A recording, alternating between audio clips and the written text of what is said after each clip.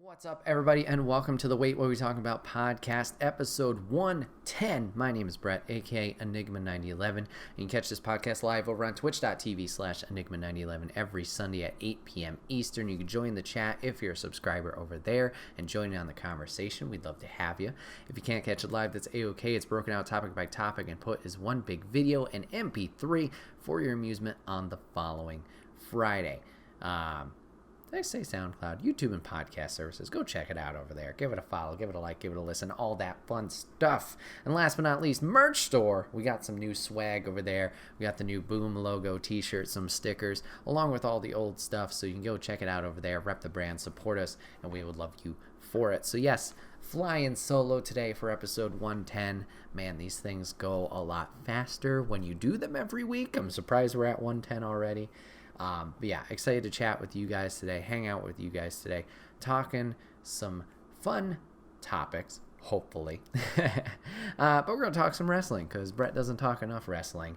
Coming up in about a week's time, as of recording, we have NXT War Games happening. So I kind of wanted to talk about the match card, what's going on in NXT. Am I interested? Am I not interested? So yeah, let's talk about War Games. So as of right now, like I said, we are a week away from the event, so we don't have the team's advantages yet of who's going to be entering first and things like that. But we have 5 matches as of right now happening on the card. We have the Ladies War Games match. We're going to have Raquel Gonzalez, Io Shirai, Cora Jade, and Kaylee Ray against Dakota Kai and Toxic Attraction, which is Mandy Rose, Gigi Dolan, and JC Jane. We're going to have a hair versus hair match of Cameron Grimes versus Duke Hudson. We are going to have the NXT Tag Team Championships being defended as we have Imperium facing Kyle O'Reilly and Von Wagner or Legado del Fantasma. So we still have the number 1 contender match this coming Wednesday to figure out the opponents for Imperium. And then we have the Cruiserweight Championship being defended of Roderick Strong versus Joe Gacy. And then we have the Men's War Games match of Tommaso Ciampa, Johnny Gargano, Pete Dunne, and LA Knight versus Braun Breaker, Carmelo Hayes, Grayson Waller, and Tony D'Angelo.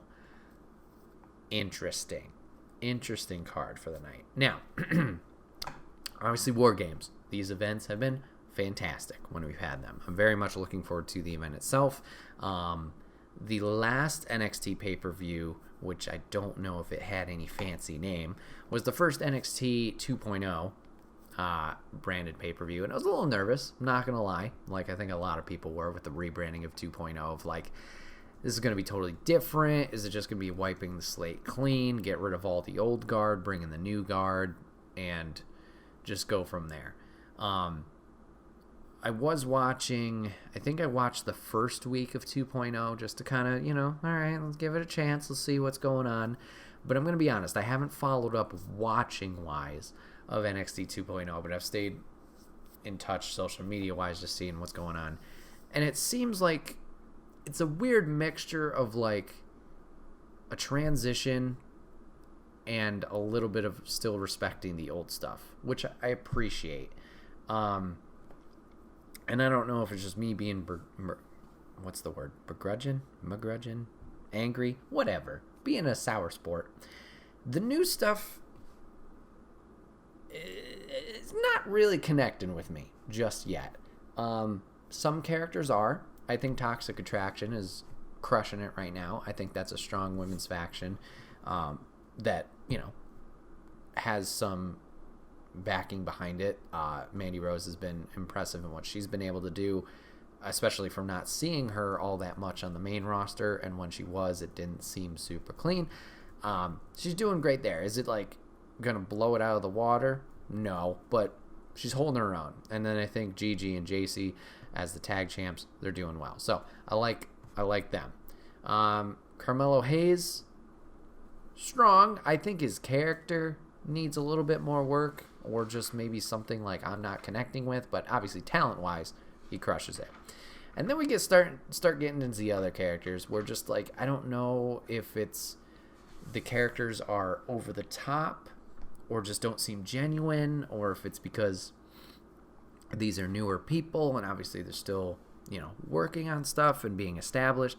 but they kind of lose me. And it's interesting, or it's tough to be like fully invested at this moment. Do I have faith that this pay-per-view, this event will be great? Yeah, I'm sure it will be good just because of, like I said, the track record of the last pay-per-view, but then obviously you still have the established people from the Black and Gold brand, that iteration still involved. I do appreciate that, once again, that it wasn't just a clean sweep of the palette being like, nah, this is Vince's thing or whoever, and we're just going to completely ditch all of you that were here. Will that eventually be the case? Probably, but it does make sense to keep them there and keep them, being used, because that's experience that can be used to teach these newer guys and gals. So glad we're doing that. And it's going to lead into some interesting matches here, like the men's War Games match. So I think this is the match I'm probably most excited for, is the men's War Game match with the old guard essentially versus the new guard.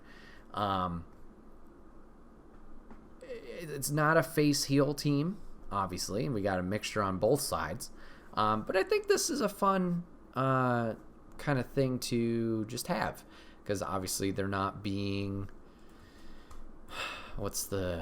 they're being very transparent. Like, we know this is Black and Gold versus the new stuff, and I'm curious how it's going to play out. I have no idea. I think from an obvious booking standpoint, or like getting 2.0 over more, you should have the new guys win. But that's a little concerning, just because obviously the old guard has the experience. So like,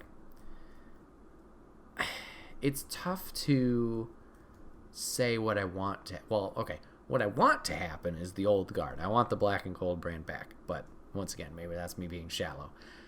But it's like almost not a guarantee, but like I said, it's the smartest move to have the new guys win here, because if you don't, you want to build traction for these new people, and if you don't have them win, it's almost like, why should I invest my time in them? However, circling back to the previous NXT 2.0 pay-per-view, I thought that was a lot of fear for a lot of people, was just, once again, we're going to take all the old guard and, put in the new people. And we did for some of the championships. Obviously, the women's tag belts, we swapped that for a newer tag team. And then we had Braun Breaker going after the main belt, and that was the fear that Ciampa's going to drop this to him, and it's just going to be new people, yay! But obviously Ciampa retained, and like Papa Griff says here in chat, you can look really good losing, and I think that's something that's helped Breaker. That was his first loss, was against Ciampa, and they did have kind of the respect move, like he's saying in chat. Like, Breaker looked better, I thought, leaving that match. Not that he was bad in any of his debut matches or anything like that, but like, I appreciated that he still got the hill to climb, still has the thing to chase after. It's not just, here's the rocket, go to the moon. That's Cameron Grimes' thing, but whatever.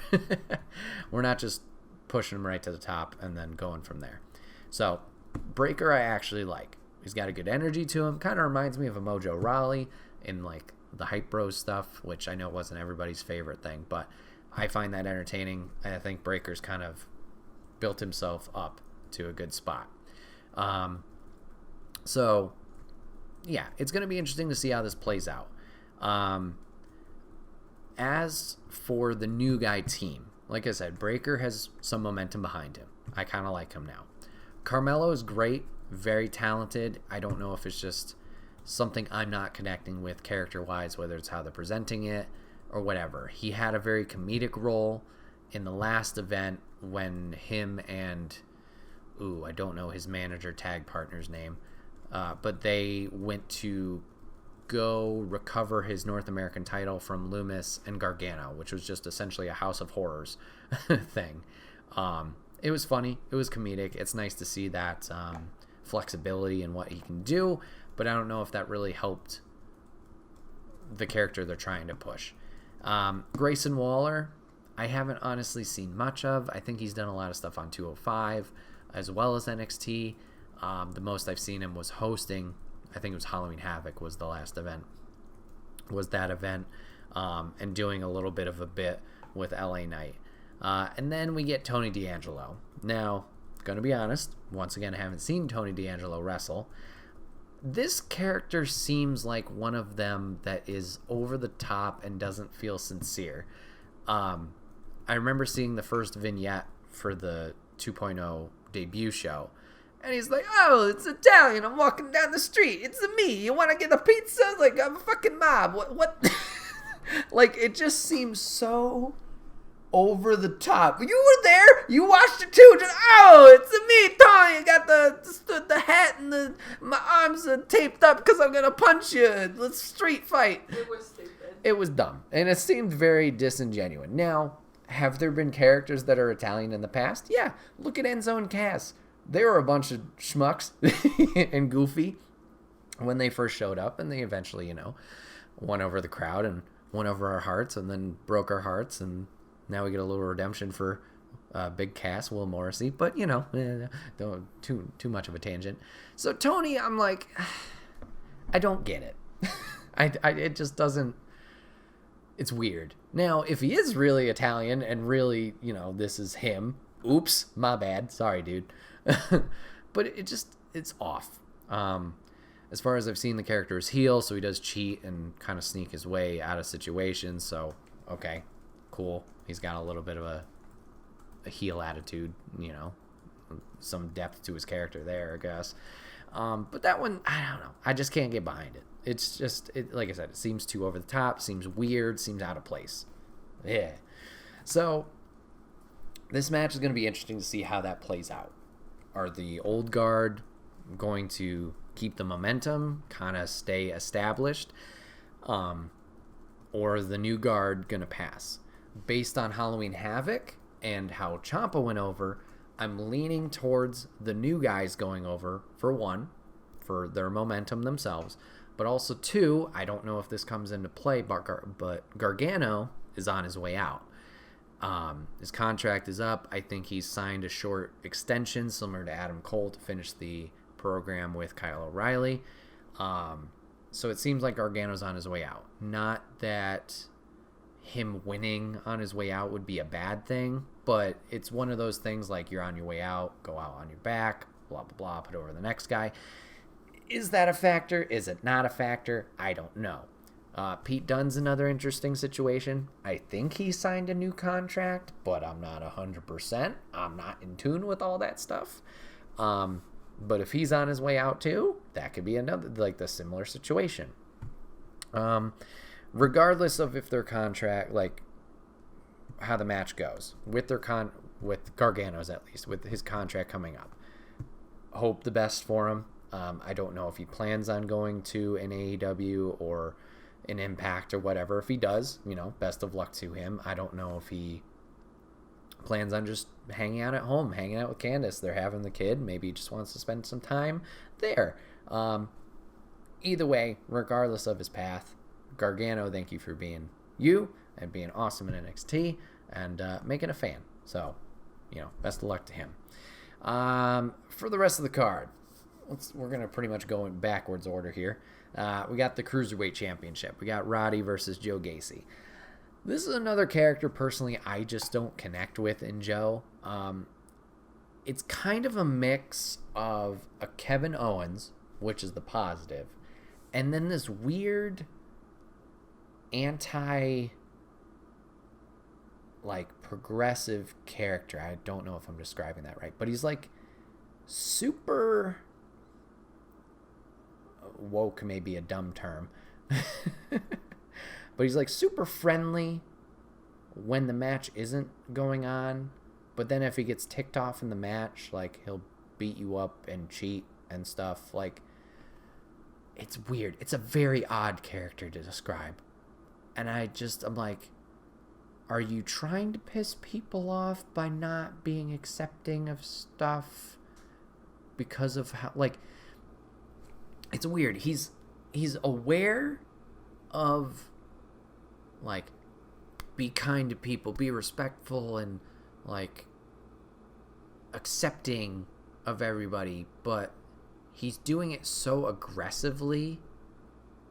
He's a bad guy, and it just doesn't, like, I don't know if he's making fun of it or if they're saying like F you to all the people who are trying to make things equal or like equality or like acceptance. Maybe I'm reading too much into this. It seems weird. So I don't have much thoughts on this one. Roddy's Diamond Mine character really hasn't played out the way I want it to. Not that I really had, I guess, a real vision for it, but it's not as strong as I was hoping for. I don't really care which way this one goes. Maybe just Roddy retains. I'd be fine with that. Let's go to the tag team match. We got Imperium versus the potential of Kyle O'Reilly versus O'Reilly and Von Wagner or Legado del Fantasma. I don't know who qualifies for this. Obviously, it's going to happen Wednesday. We'll find out. I feel if you're going the basic face-heel dichotomy, it's got to be O'Reilly and Wagner that go and win the qualifier to get into this match. But then from there, it's got to be Imperium taking it. I think, once again, another contract discussion. Excuse me. I think O'Reilly is on his way at some point. And obviously, we see what's happening over in AEW. We got a little of a Undisputed Era reunion, in a way, with Fish and Cole playing buddy-buddy again. That seems like the clearest path for him, if he doesn't sign again. And, yeah, Imperium literally just won these at the last event in Halloween Havoc, so I don't see them losing the titles right now. There's only one way I see them losing the titles, and that's if Legado qualified. Now, it's weird because it's heel v heel. Tough match to have. Not that the talent can't be talented and make a great match. It's just hard to know who to cheer for. Fans do seem to love Legado and what they've done over this past year. If they qualify, I want them to win, just because of the work they've put in this past year, and they've put on great matches, whether it was with MSK or Fashion Police. Wow, can't believe I blanked on those guys. They've done really good things this past year. So if they did qualify, I'd want them to win, just to kind of give a little nod and tip to the hat to them for their hard work. But heel v heel, that's a rough dynamic to go into. Then we got the hair versus hair match. We got Grimes versus Duke Hudson. Bold stipulation of hair versus hair. Obviously, Grimes is the one in trouble here with the more luxurious hairstyle.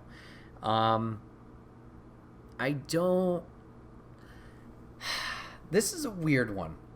A lot of these matches, I don't know how it's going to go, clearly. But this is another one I'm like, Now, Duke's been messing with Grimes for a while these past weeks, trying to, make him something different. And I don't know if this is just a full-on gimmick change for Grimes. I don't know if Vince doesn't understand the Grimes goofiness look thing. Because obviously, before the rebrand, Grimes went from this transition from this Bayou-esque character, the country boy, to the stock investment, mucho money, to the Moon character, which people loved. And now I don't know if Vince just doesn't understand that character, or if he wants to modify it because Grimes isn't his picturesque superstar. But this is an odd one. It seems like Grimes would lose to switch characters, because Duke also doesn't have that much to lose. No offense to the man, his hair is very short, and so I think this is a one based on what's Vince's faith in Grimes. Does he see something for Grimes? Grimes goes over, keeps his hair. Does he not see something for Grimes? Grimes loses, and we get a whole gimmick change. It's an interesting one. It's an interesting one that I think, yeah, really the result is just going to kind of talk about, like, the faith in the Cameron Grimes character and where the corporate side, I guess, sees him going. And it could also just be maybe the To the Moon, the stock character kind of ran its course. It seemed like people were behind him, cheering for him for a lot with the whole DiBiase and LA Knight storyline, and like the transition from that character being heel to face just because he was so over. I don't know. And it could also be like we already have a character like this on the main roster. We have the Happy Corbin character, where Baron was down on his luck and was resorting to these low-handed tactics. And now, I don't know if he was also the stock market, but now he's got a lot of money and he's back to feeling positive and confident in himself. And it's like, well, that's essentially the character he had in Grimes. So it's like, why have the old one when we have this one? I don't know. It's going to be interesting. That one just is odd. And then we're going to move on to the Ladies War Games match. Raquel, Io, Cora Jade, Kaylee Ray versus Dakota, Kai, and Toxic Attraction. These ladies are going to do great. I don't know much about Cora Jade, to be honest. Seems like they're obviously pushing her in this last month or two.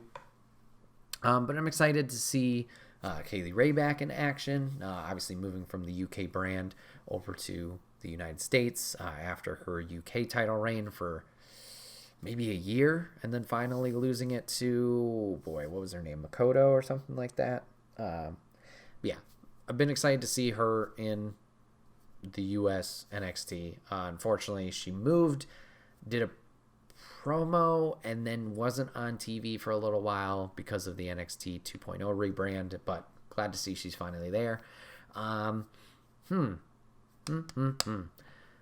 Once again, I don't know where this match is going to go. Do you have the new people win, or do you have the old guard, even though Cora is a newbie, go over? I would say, based on the men's match, I think you got to let the established women win. So the face team of Raquel, Io, Cora, and Kaylee Ray. I think you let them win. Toxic Attraction had a big win for themselves with Halloween Havoc. You had the tag titles, and you had the women's belt for Mandy. They had a lot of momentum going their way. I don't think losing the War Games will deteriorate that. This may set up later storylines of like, oh, we beat you in War Games, so I should get a women's title shot. I should get a women's tag shot. I think that could be smart booking to kind of put the pieces in a line.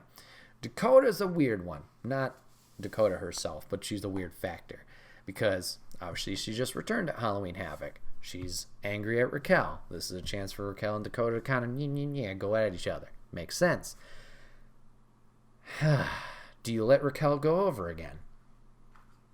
Or do you finally let Dakota kind of conquer the mountain? Interesting choice. They could still feud after this, unless Raquel's getting called up. I don't know. Because, yeah, before 2.0 started, it seemed like eventually these two ladies would go after the belt, which I think actually Dakota did in the last event, because that's when she disappeared. Yeah. She went against Raquel for the belt. Raquel retained. Dakota left for a little while. Then she came back as the costume character in Halloween Havoc, used the shovel, led to Mandy winning. Okay, so we could get a follow-up just grudge match against these two. So that would be more of the establishing of follow-up matches. So, okay, maybe I talked myself into this. So we're going to have the face team win. Raquel, Io, Cora, and Kaylee.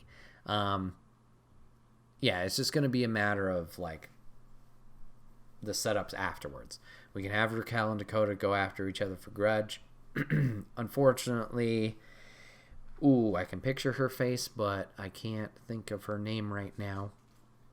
Io's tag team partner, she is unfortunately injured with a leg injury from Havoc, but so they can't have their run back in the tag belts quite yet, unless Io's going to go with a new partner to go after Gigi and JC with. Don't know. Or do you have Io go against Mandy?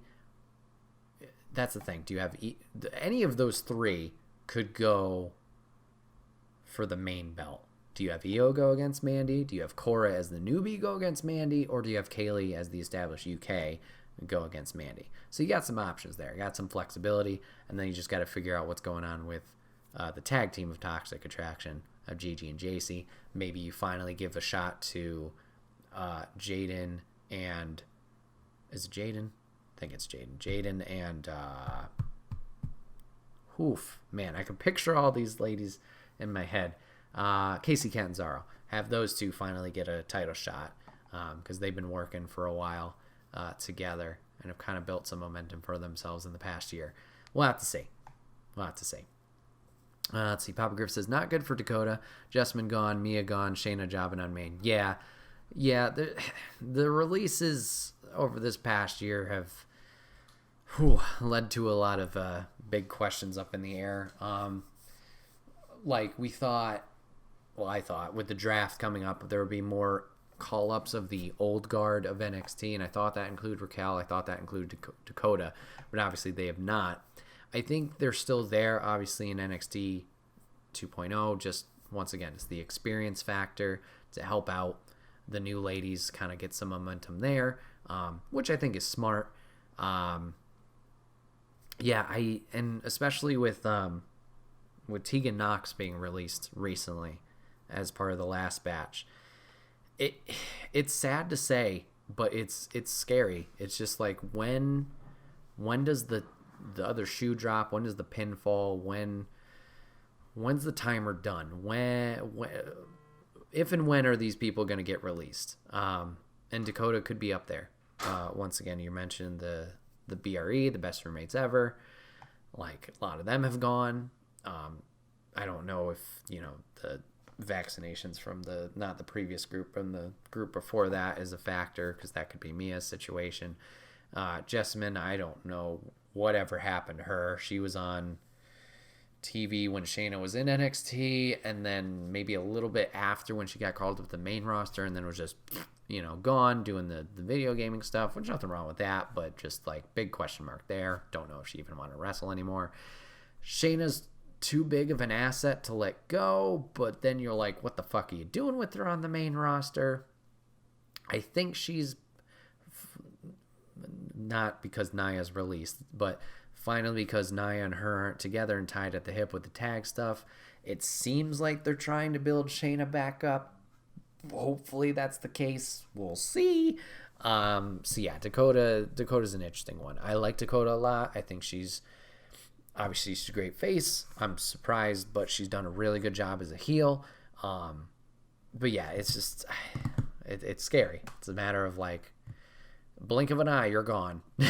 And they have the fucking people to burn through and still be fine. So, we'll have to see.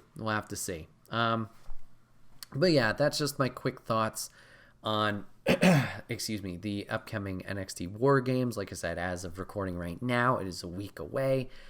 So you can check that out Sunday on WWE Network if you're not in the U.S., and then Peacock if you are in the U.S. Hope you guys enjoy the event. Hopefully it's good. Hopefully it's exciting.